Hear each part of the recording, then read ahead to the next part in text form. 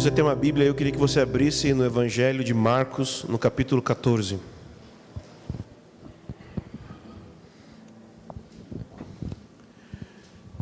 Nós estamos fazendo uma série que recebe o nome de O Evangelho para os Evangélicos. E o pensamento por detrás, o que motiva essa série de mensagens, é acreditar que o Evangelho não é algo que nós precisamos ouvir somente quando nós somos evangelizados, só quando nós convertemos, mas que o Evangelho é tudo na nossa vida. Ontem nós estávamos conversando, alguém contou para mim que Martinho Lutero dizia que o Evangelho não é só o ABC da fé cristã, mas é o de A a Z da fé cristã. É isso aí. É isso que eu penso, que o Evangelho não é só algo que você ouve como se fossem os primeiros passos da fé cristã e depois você deixa o Evangelho para trás e parte para coisas mais profundas. Não, o Evangelho é tudo, o Evangelho fundamenta tudo, o Evangelho molda tudo. A igreja precisa ser centrada no Evangelho e moldada pelo Evangelho em tudo que ela faz.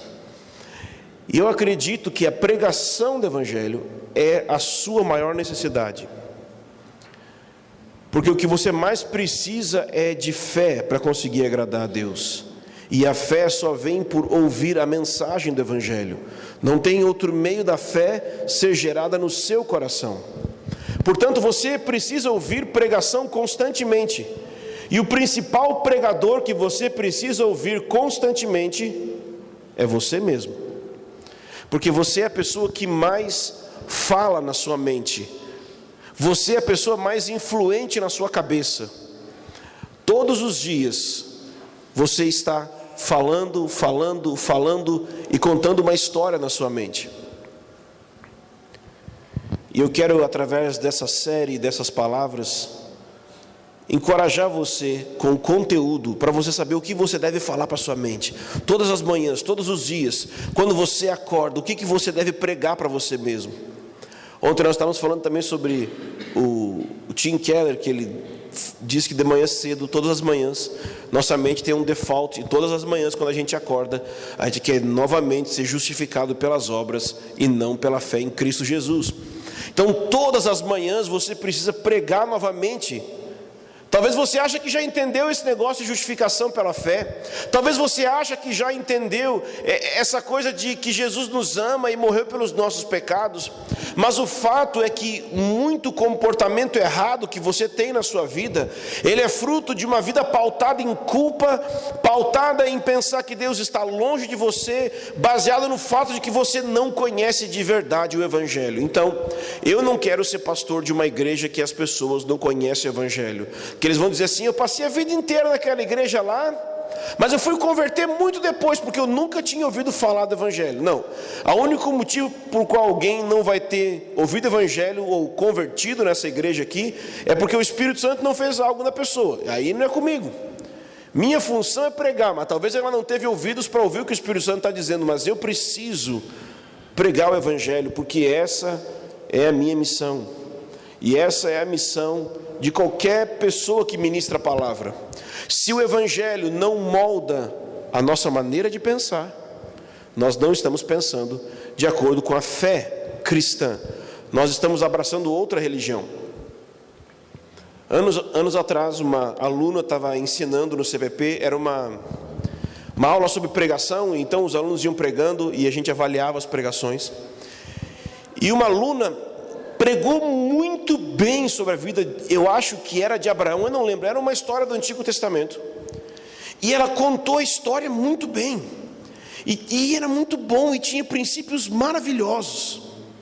Mas quando ela terminou de falar, eu me questionei e eu pensei assim: será que essa mensagem que ela acabou de falar poderia ser ensinada numa sinagoga judaica? E a resposta foi sim, poderia, e ninguém ficaria ofendido, porque ela não pregou o Evangelho naquela mensagem. Ela contou uma história sobre Abraão, Mas as implicações do Evangelho não estavam no que ela estava dizendo. Ela contou a história de Abraão, ela falou sobre coisas espirituais, mas Cristo, a cruz, sua redenção, sua obra que visa arrependimento e fé, não foi demonstrado no que ela falou. E então eu corrigi ela, depois sentei com ela e conversei, e ela me falou, esses dias, mês passado, ela falou assim, que até hoje, aquela conversa permanece na mente dela. Todas as vezes que ela vai pregar, todas as vezes que ela vai falar, ela procura conectar aquilo que ela está dizendo com o Evangelho. É muito importante. O que eu queria falar hoje é sobre o Evangelho e a desobediência. Desobediência, talvez, na sua mente não é um negócio muito sério. Desobediência, pode ser que tenha desobediência civil, por exemplo, mas não é disso que eu estou falando, não. Se eu fizesse aqui um quiz aqui de perguntas, eu tenho certeza que a pergunta que mais seria feita era mais ou menos o seguinte: se eu sou cristão, se Jesus me perdoou os pecados, se Jesus entrou na minha vida, por que é que parece que a minha vida não é de um cristão? Se eu tive meus pecados perdoados, por que eu continuo pecando? Se Jesus morreu pelos meus pecados, por que eu continuo desobedecendo? Provavelmente essa seria a maior pergunta. Então, eu queria falar sobre isso, sobre o Evangelho e a desobediência para um cristão. Ou seja, eu queria questionar junto com você: será que Deus tem uma boa nova para a sua desobediência? Será que Deus tem uma boa nova para as suas falhas? Será que Deus tem uma palavra para você que é cristão, mas quando você olha para o seu currículo, você pensa: eu acho que talvez eu não sou? Então, a passagem que eu pedi para você abrir em Marcos, capítulo 14, versículo 24, está escrito assim: então lhes disse: isso é o meu sangue, o sangue da nova aliança, derramado em favor de muitos. Então, Jesus, nessa passagem, ele está falando algo muito importante no Evangelho. Esse momento aqui de Marcos capítulo 14 é muito importante. Por quê? É a ceia, é o momento da ceia. E esse momento ele antecede, ele é logo antes do momento que Jesus foi crucificado. Então ele está dando instruções para os seus discípulos, ele está ensinando os seus discípulos como que as coisas deveriam de ser. E essa instrução e o que ele faz nesse momento aqui é tão sério, é tão importante, que se estabeleceu como a reunião principal da igreja. A igreja deve constantemente se reunir para partir o pão, para ter a ceia, ou a Eucaristia, como algumas pessoas chamam. Então, o que Jesus fez e falou nesse momento é muito importante, tanto que a igreja precisa constantemente relembrar disso. E como eu estava falando, você precisa pregar para você mesmo constantemente. E a ceia é uma maneira de nós pregarmos para nós mesmos, é uma maneira de nós mastigarmos o Evangelho. Então a ceia, Jesus disse, e Paulo, ele relembra que a ceia é em memória dele. Ou seja, a ceia tem a ver com o quê? Memória, lembrar. É disso que você precisa todas as manhãs, você precisa lembrar. A questão é a seguinte: você precisa lembrar do quê? Qual é o conteúdo da sua lembrança? Qual é o conteúdo que você tem que pregar para você mesmo todos os dias? Essa passagem ajuda um pouco, porque Jesus está dizendo o seguinte, que o cálice de vinho que nós tomamos, ele está dizendo que é o sangue da nova aliança derramada em favor de muitos. Ou seja, ele está falando sobre uma aliança, um pacto de sangue. É isso que ele está falando. Para você entender o que Jesus está falando aqui, você precisa entender em primeiro lugar o que é aliança. Que sentido vai ter falar? Não, é a nova aliança.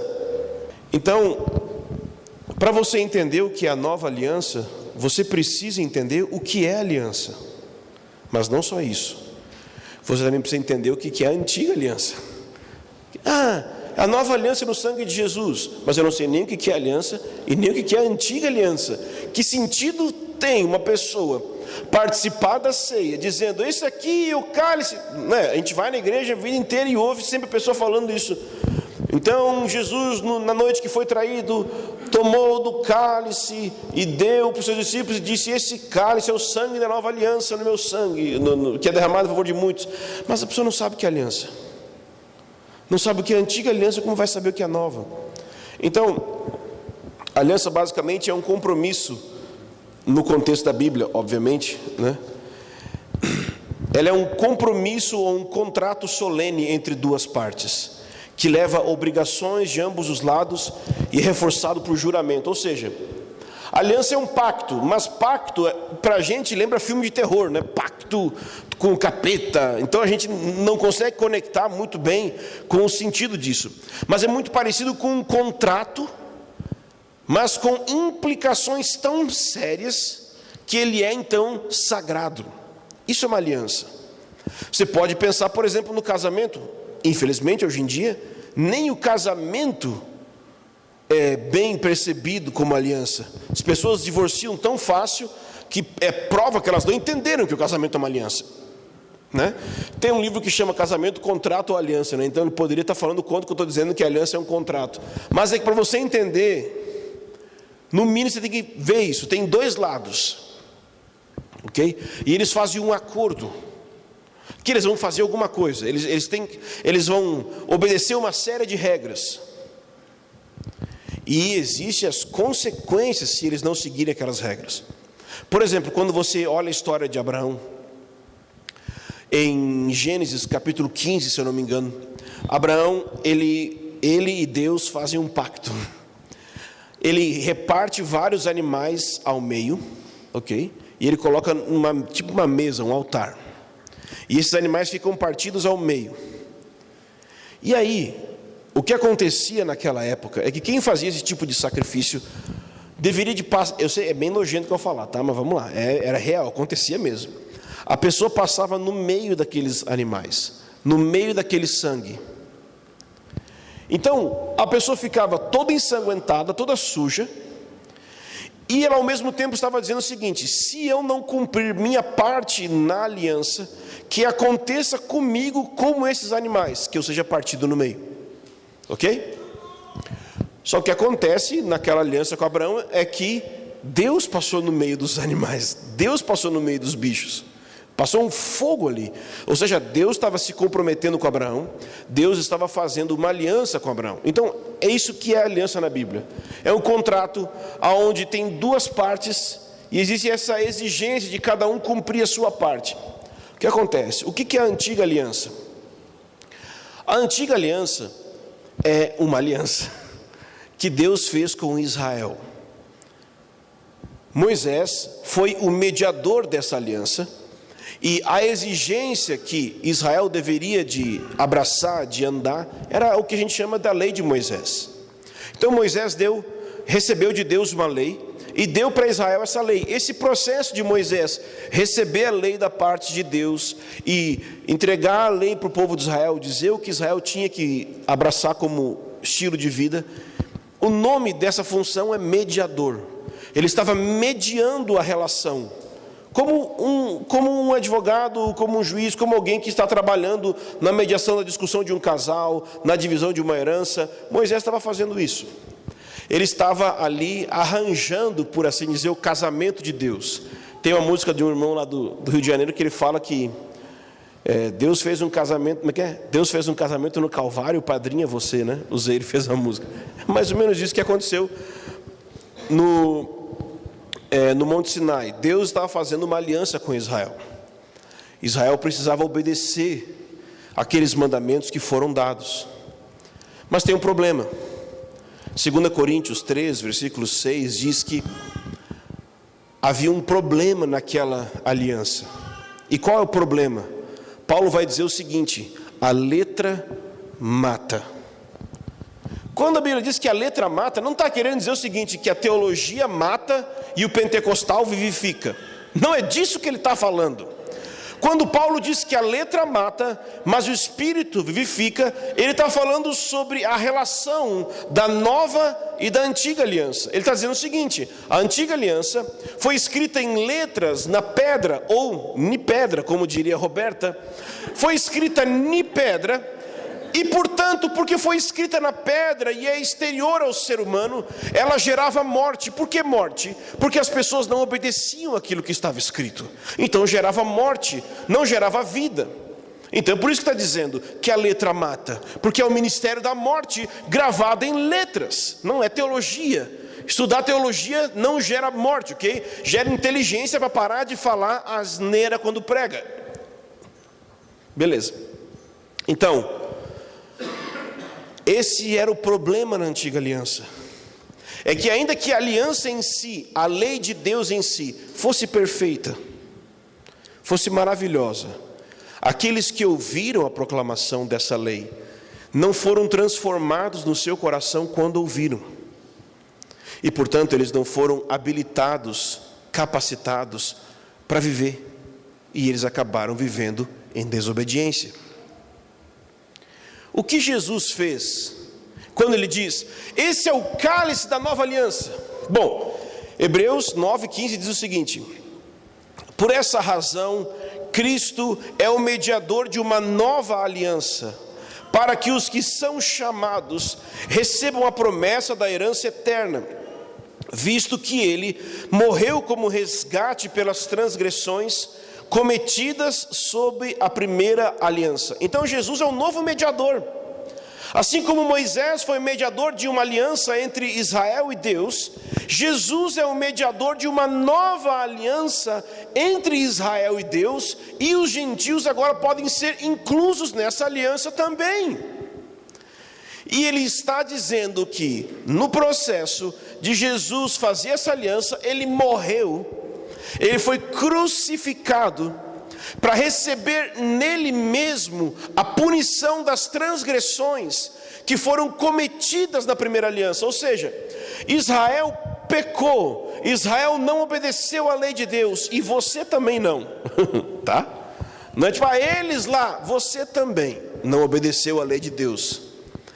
E Jesus morreu na cruz para resgatar. A expressão que ele diz é essa: ele morreu como resgate pelas transgressões cometidas sob a primeira aliança.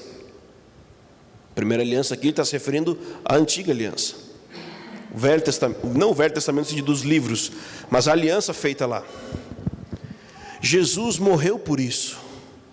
Bom, isso talvez você sabe. Essa parte talvez você está consciente.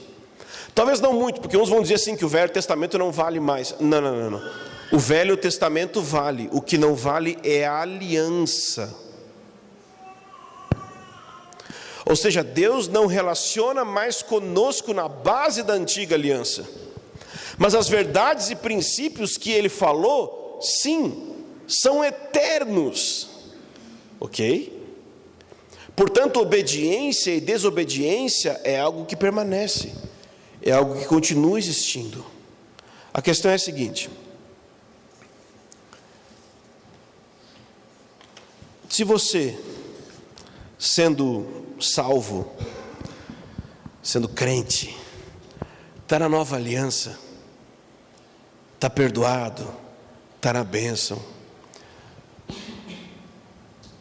por que tem tanta desobediência ainda na sua vida? Por que as coisas não estão do jeito que deveriam de estar? E agora eu vou pregar o Evangelho para você. Mas é o Evangelho. Não é um conselho. Eu fiquei muito impactado lendo um material novo que eu recebi do Enterwright, falando sobre a diferença de boas novas e bons conselhos. Bons conselhos tem a ver com eu tentar te instruir em como você deve viver, o que você deve fazer para ser salvo. Isso é um bom conselho. Eu vou te aconselhar as coisas, os princípios que você deve obedecer para a sua vida melhorar. Isso é um conselho. O Evangelho não é isso. O Evangelho é uma notícia. O Evangelho não é um conselho sobre aquilo que você tem que fazer. O Evangelho é uma notícia sobre aquilo que Deus fez. É bem diferente uma coisa da outra. A forma do Evangelho, o estilo do Evangelho ser uma notícia, define o conteúdo dele. O Evangelho não é uma filosofia. O Evangelho não é uma doutrina religiosa que você tem que abraçar. O Evangelho é uma notícia sobre um fato. E é bem diferente. A gente prega o Evangelho como se fosse conselho. A gente fica gastando tempo tentando dizer para as pessoas quais princípios elas têm que viver para ter melhores finanças, melhor família, melhor saúde, melhor tudo. Nada disso é ruim. A gente precisa de conselho, sim. Mas Evangelho não é conselho. Evangelho é uma notícia, uma boa notícia, uma boa nova. E boa nova, boa notícia, a notícia é sobre fato. E o fato é que Cristo Jesus morreu na cruz para o perdão dos seus pecados. Só que isso é uma coisa que você já sabe. Tem uma parte desse evangelho que talvez você não sabe. Que quando aquele fato aconteceu, Jesus estava estabelecendo uma nova aliança. Aquele fato dele pegar o cálice e o fato dele ser crucificado, ele estava estabelecendo uma nova aliança. E nessa nova aliança, os profetas hebreus disseram o seguinte: eis que aí vem dias, diz o Senhor, em que firmarei uma nova aliança com a casa de Israel e com a casa de Judá, não conforme a aliança que fiz com os seus pais, no dia em que os tomei pela mão para os tirar da terra do Egito, porquanto eles anularam a minha aliança, não obstante eu os haver desposado, diz o Senhor, porque esta é a aliança que firmarei com a casa de Israel, depois daqueles dias do Senhor, na mente lhes imprimirei as minhas leis, e também no coração eu as escreverei. Vê que é diferente do que Paulo diz em 2 Coríntios 3,6. 2 Coríntios 3,6 diz que a letra mata, porque estava escrito em pedras, mas aqui Deus está dizendo que vai escrever no coração. A nova aliança tem a ver com Deus escrever a lei no coração. Beleza, mas qual é a boa nova nisso? Se você continuar lendo em Jeremias, você vai chegar no capítulo 32, no versículo 40, ele diz o seguinte: farei com eles uma aliança eterna, segundo o qual não deixarei de lhes fazer o bem, porei o meu temor no seu coração, para que nunca se apartem de mim. A boa nova é que aquilo que Cristo fez na cruz não apenas garantiu o seu perdão, garantiu a sua obediência. A boa nova é que Deus vai fazer você obedecer. A boa nova é que a nova aliança leva os filhos de Deus a obedecer. Ou seja, talvez você tenha se perguntado por que você não tem obedecido até então. E eu tenho uma boa notícia para te dar: você vai obedecer. Essa aliança foi feita por Deus, com Cristo sendo o mediador, não vai falhar. Cristo comprou na cruz a fé que você tem, e também garantiu que você vai continuar com Ele até o fim, porque aquele que começou a boa obra é fiel para completá-la até o dia de Cristo Jesus. O Evangelho não fala só do perdão dos teus pecados.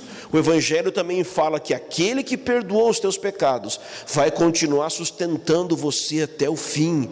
Ele colocou o temor dele no seu coração, e Ele vai continuar colocando para que você não desvie dele. Você não vai desviar. Mas e se eu apostatar? Então, eu tenho uma notícia: Ele vai te trazer de volta.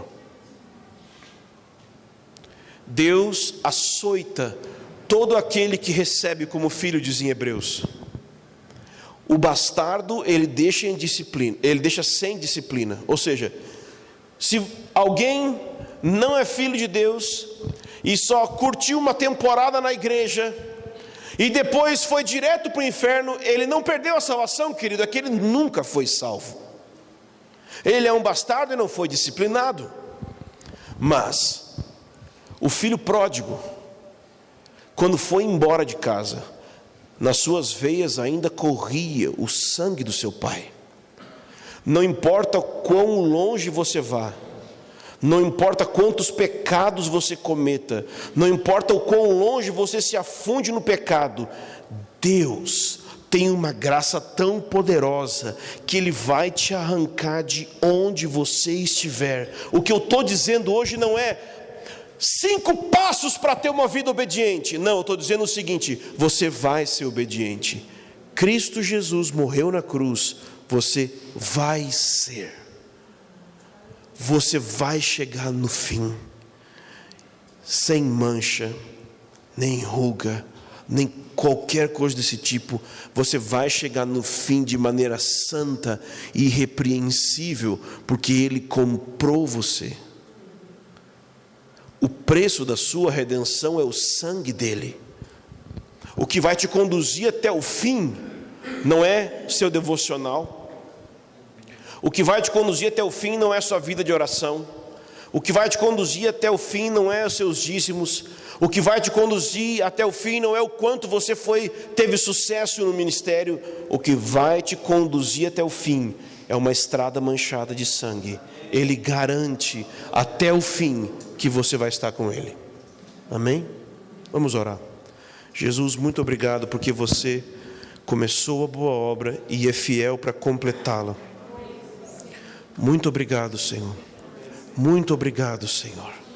Eu peço nesse momento que o Seu Espírito esteja agindo aqui, movendo aqui, sobre os nossos corações, Senhor. Nesse momento, eu peço que o Teu Espírito esteja trazendo convicção de pecados, que o Teu Espírito esteja trazendo fé, aumento da fé no nosso interior. Pai, em nome de Jesus, leva-nos a crer que você está conosco todos os dias, todos os dias, todos os dias. Leva-nos a acreditar, Senhor, que nada nos separará do amor de Deus que está em Cristo Jesus. Leva-nos a acreditar que aquele que começou a boa obra é fiel para completá-la. Não existe nada que vai nos separar de Ti, nada. Obrigado, Jesus, porque você na cruz não só comprou a fé que nós temos e nos deu de presente, mas você também garantiu a nossa obediência. Muito obrigado, Jesus. Amém.